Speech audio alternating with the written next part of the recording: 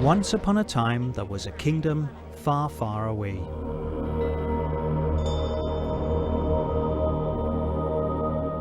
It was tucked in between the highest mountains in the world and the most fertile land one could ever think of.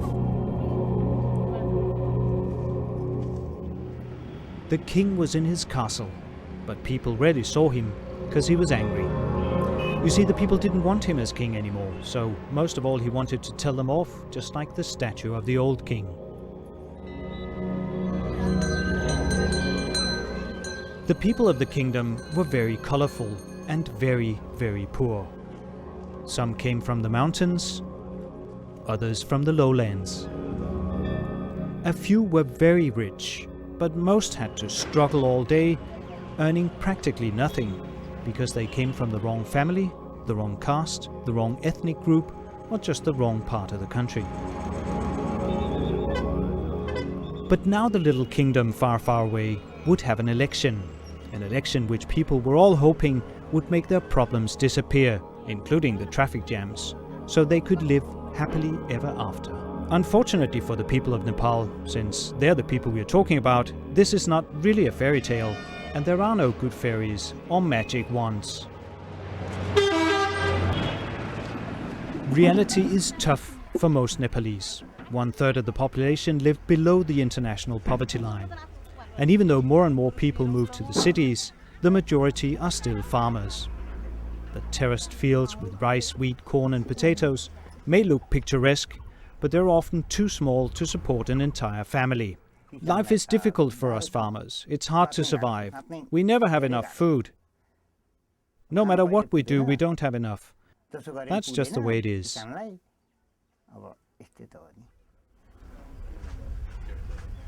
Giokarna Prasad Ghimire and his wife have 7 children, 1 cow and 5 goats. His own fields can support his family for only a few months. The rest of the year he has to work for other farmers, but the work is seasonal and for about 6 months every year he doesn't really have an income. No one looks after us. We have no hope.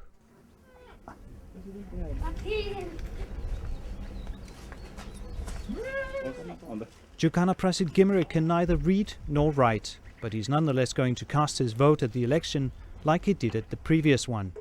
Not because he thinks that his vote will make any difference.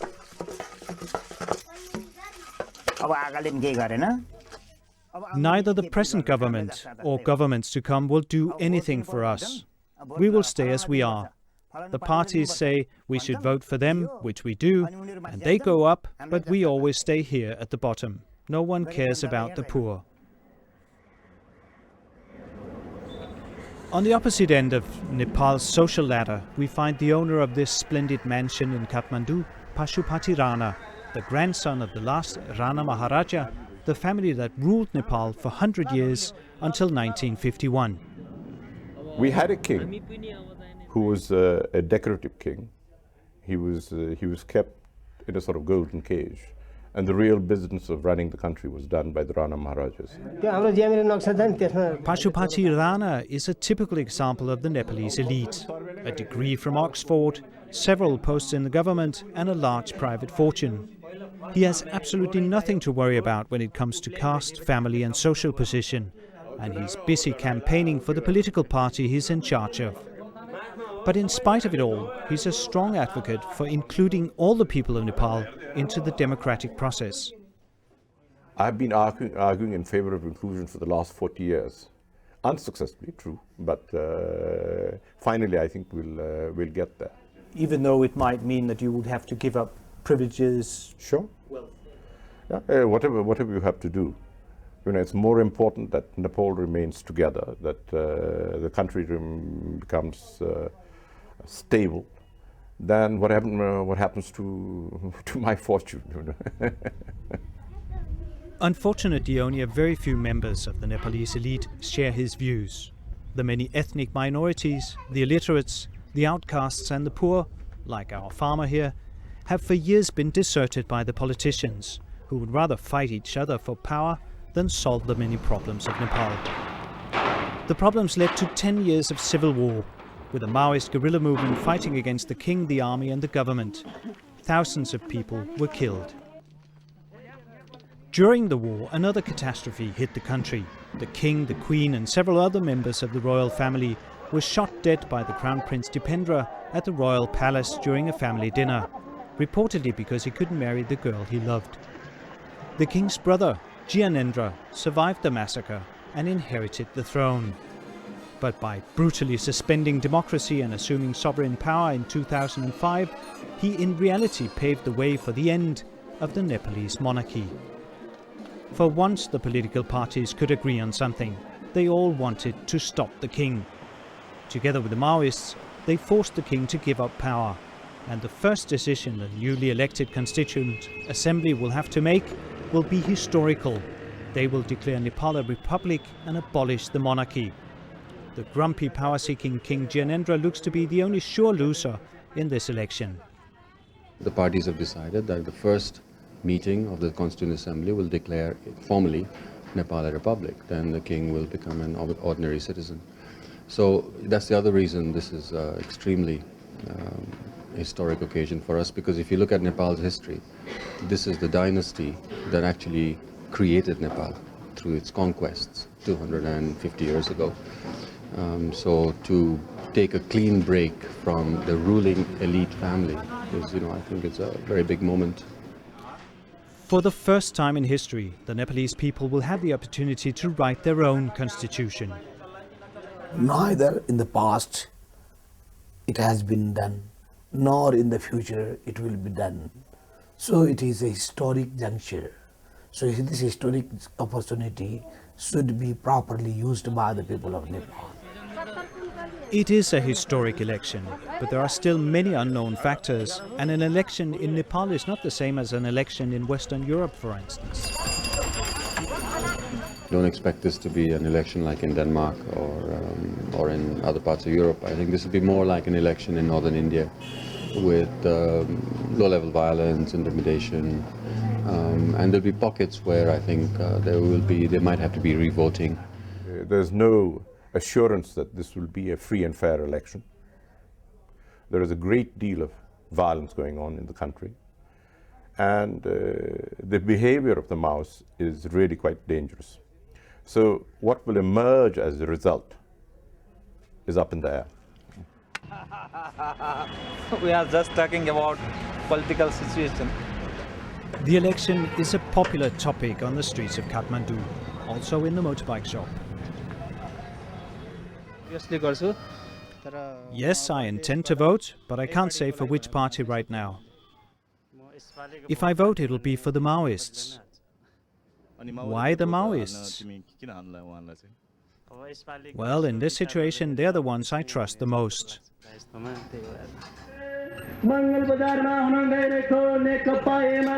The election campaign was colorful and very Nepalese. Many parties obviously believe that blaring slogans from a truck through distorted speakers is the thing to convince the voters. All in all, 54 parties ran in the election, many of them too small to be noticed, or just on the ballot to cater for a specific ethnic group or region of the country. Politics in Nepal are as confusing as the traffic in Kathmandu. There must be some sort of rules, but no one seems to care. The normal labels do not apply to political parties in Nepal. The ultra-conservative party Nepali Congress claim themselves to be socialists, while the Communist Party United Marxist-Leninists, UML, see themselves somewhere in the middle. We want a balanced approach, no leaning to the extreme left, neither leaning to the extreme right. Nepalese businessman Rajendra Ketan does not think highly of the politicians. I think they do not understand the need of the people, the socio-economic need of the people, the right of 2 meals a day, access to health and education, and more importantly, those who have 2 hands, get them employed. That sense is not there into political level, and that's why the things have never moved. Mistrust of the old politicians and their parties is widespread. but many of them are still going to be elected, and the new Constituent Assembly will have many of the same old faces. It is the same old faces, except the Maoists. I mean, they are new, and what they're saying in the speeches is new, and the people, it resonates with some people, saying, oh, at last, someone is, speaking on behalf of us. So even Nepali people who may not necessarily agree with the Maoists and their methods, find them fresh.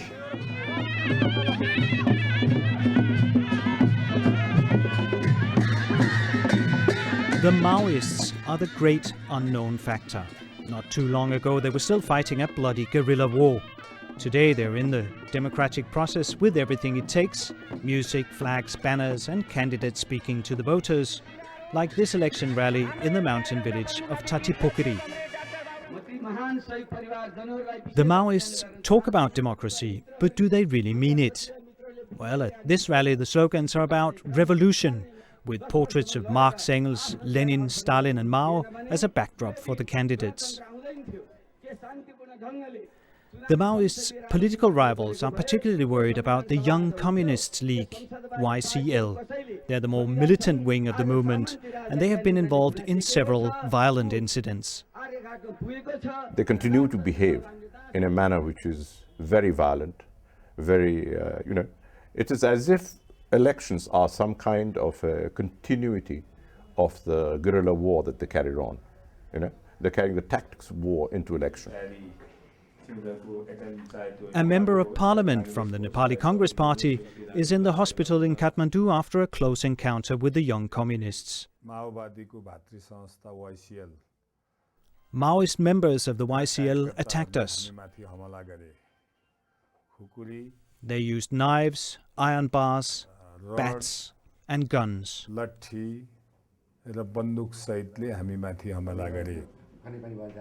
The Maoists have a different version of events. He is lying, is a big liar, he is a big goon. This man is a very notorious goon, everybody knows that.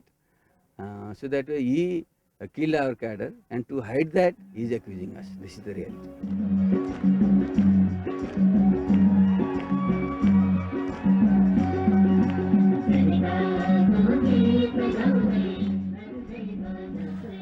The charismatic leader of the Maoists, Prachanda, is convinced that they will win the election. We will win the election. This is our belief. We have made a huge sacrifice for the change of this country. Therefore, we believe that we will win the election. But even if we will not win, then we will respect the verdict of the masses. No question, no doubt. But some people think that we will not respect the result or something like that. It is quite fake propaganda, false propaganda. But his second in command, the more militant Dr. Bhattarai, will not guarantee that the war is over. No, war can never be of the past. As long as there is class division, as long as there is class exploitation, the various types of discrimination like national discrimination, regional discrimination, gender discrimination, religious discrimination, war can never be over, you see. Their behavior is so ambivalent that it's very difficult to tell what they're really going to do. Let's hope that they behave in the correct manner, that they accept the result of the elections. But this is a hope. This is not in the range of belief. The only thing so far preventing the Maoists from taking power by force is the Nepalese army. Many have feared that the army would interfere and maybe even take over control if things got out of hand. But the Army Chief of Staff denies this very strongly. He's not commented on the election or given any interviews, but made an exception for this program. These are the basic rules for Nepalese politicians as he sees them. First, everybody should not renounce violence publicly, honestly and sincerely. Second, everybody should not commit to democratic political system that is acceptable to the people of Nepal and the international community. Third, everybody should not commit themselves to free market economy in relation to Nepal. Free market economy, it's a very complex subject. And that's what I said in relation to Nepal. And fourth, everybody must disarm, throw the guns, and they must trust the ballots, not the bullets. The people's mandate. the army chief is adamant that the army stay out of politics. This army would remain away from politics, must remain away from politics if the politician wants to have an stabilizing factor for anything unknown, unseen. They need something to fall back on. An army is the only factor on which they can fall back on whenever they need it. This is also Nepal, even though we're almost in India. The city of Janakpur sits on the flat, fertile plains known as the Terai along the border to India. Approximately half of the Nepalese population live in this low-lying part of the country called Madesh. They call themselves Madeshis, and they have for years felt oppressed and discriminated by the rulers in Kathmandu. This has annoyed quite a lot of the Madhesi people now. So they are fighting for their right. They are not asking anything more actually. They are just want to go on equal footing. Militant movements fighting for independence in Madesh have created a sense of fear and instability, especially when they declare so-called bans, strikes designed to cut off supplies to the north. Today such a ban has hit Janakpur. No cars allowed to drive and shops must be closed. The only transportation left are the rickshaws. This rickshaw driver used to be a day labourer, but he couldn't support his family working other people's fields.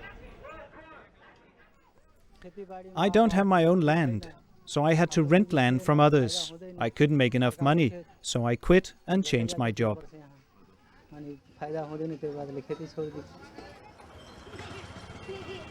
He rents the bike for 30 rupees a day, half a dollar, but if he works really hard he can make between $3 and $4 a day, which is quite alright in these parts.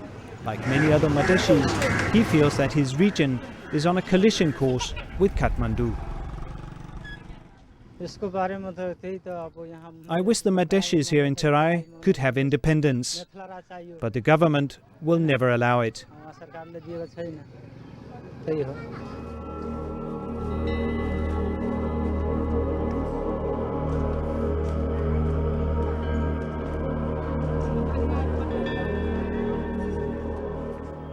Madeshis, Maoists, a terrible economy, inefficient politicians, a desperate king.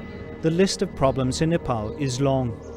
It's difficult to see the elections solving anything, but the Nepalese are tough as rush, and one has to start somewhere.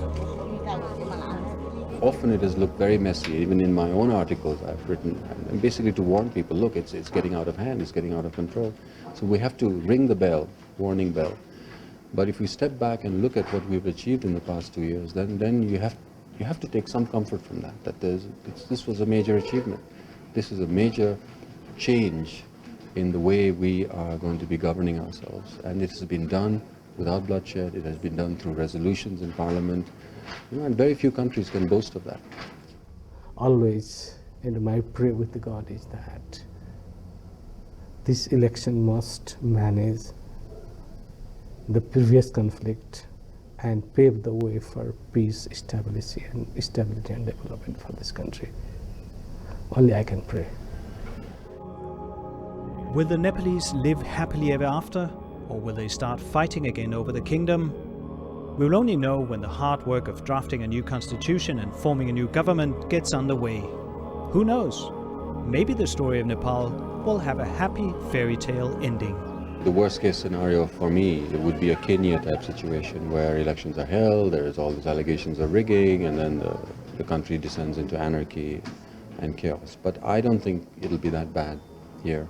There could be a much, much worse scenario. But I would really not like to go into that.